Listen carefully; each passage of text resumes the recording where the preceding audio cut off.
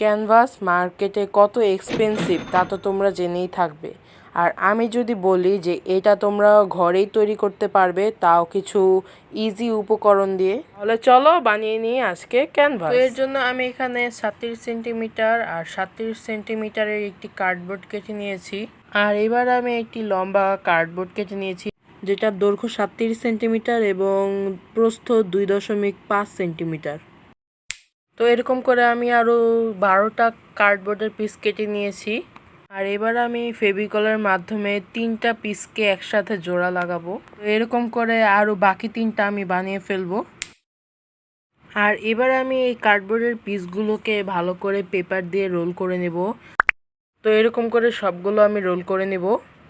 আর এবার আমি একটি ফেভিকলের মিক্সচার বানাবো। তো এর জন্য আমি এখানে ফেভিকল ঢেলে নেব, পরিমাণ মতন ফেভিকল ঢেলে নেব এখানে আমি। আর দিব 3 চিমটি রং, যেটা হলো সাদা রং, আর স্বাদ অনুসারে পানি। আর এবার এই মিল্কশেকটাকে এই মিক্সচারটাকে ভালো করে লাড়তে হবে। লাড়া হলে এবার আমি এই কার্ডবোর্ডটার উপরে আমি এই সব মিক্সচারটাকে ব্রাশের মাধ্যমে পেস্ট করে দেব। আর এই কাজটা খুব দ্রুত করতে হবে, নাহলে আঠা শুকিয়ে যাবে। তো এবার আমি এখানে নিয়েছি ক্যানভাস পেপার। এখানে ভিডিওতে যদি স্পষ্ট দেখা যাচ্ছে না, ক্যানভাস পেপারের উপরে আমি এই কার্ডবোর্ডটাকে মাঝখানে প্লেস করে দিব।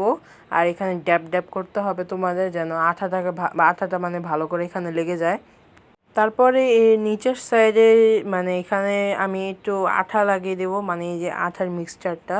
তো লাগিয়ে আমি খুব দ্রুত এইটার উপরে এই ক্যানভাস পেপারটা লাগিয়ে দেব। আর এই ক্যানভাস পেপারটা তোমরা যে কোনো স্টেশনারি দোকান থেকে পেয়ে যাবে। তো এরকম করেই আমি সবগুলো লাগিয়ে নিয়েছি। তো এগুলোকে এক্সট্রা শক্তি দেওয়ার জন্য আমি এখানে সেলো টেপ ইউজ করছি। তো সেলো টেপ ইউজ নাও করতে পারো, আবার করতেও পারো তোমরা। আর এবার আমি এই ফাঁকা জায়গাটার মধ্যে পেপার লাগিয়ে নিব। আর নিচে আমি এখানে গ্লু লাগিয়ে নিয়েছিলাম আগেই। তো পেপারটাকে আমি ভালো করে এখানে লাগিয়ে নেব। আর এবার হয়তো বলবে যে আমরা যে কার্ডবোর্ডের মাধ্যমে একটা স্টিক বানিয়েছিলাম, একটা না 4টা বানিয়েছিলাম, ওগুলো তাহলে কিসের কাজ? আরে দাঁড়াও বাবা, বলছি। তো এই স্টিকটার উপরে আমি এখানে গ্লু লাগিয়ে নেব।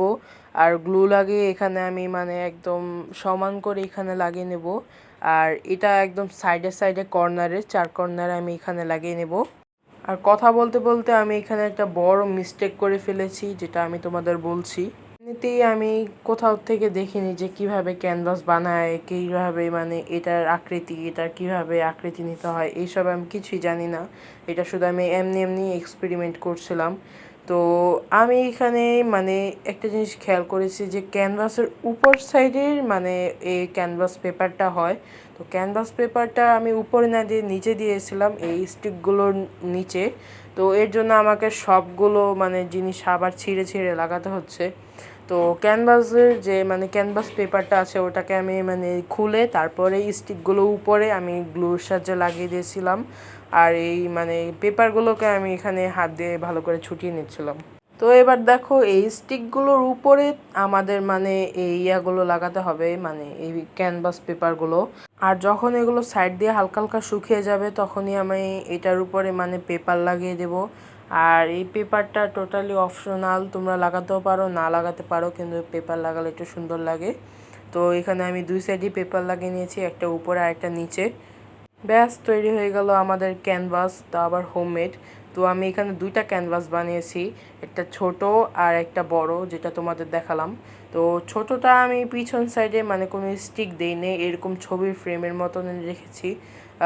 এটার উপরে আমি একটা সেপারেট ভিডিও ছাড়বো নাকি, এটাও আমাকে কমেন্টে বলো তোমরা। তো এই আজকের ভিডিওটি তোমাদের কাছে কেমন লেগেছে অবশ্যই আমাকে কমেন্টে জানাবে এটা। আর এটার কতটা মজবুত এটা তোমরা আওয়াজ শুনে বুঝতে পারছো। তো আজকের ভিডিওটা ভালো লাগলে একটা লাইক করে দিও। আর সাবস্ক্রাইব করতে কিন্তু ভুলো না, তোমরা কিন্তু সাবস্ক্রাইব করো না, ভিডিও দেখে দেখে চলে যাও। তো আজকের জন্য বাই বাই।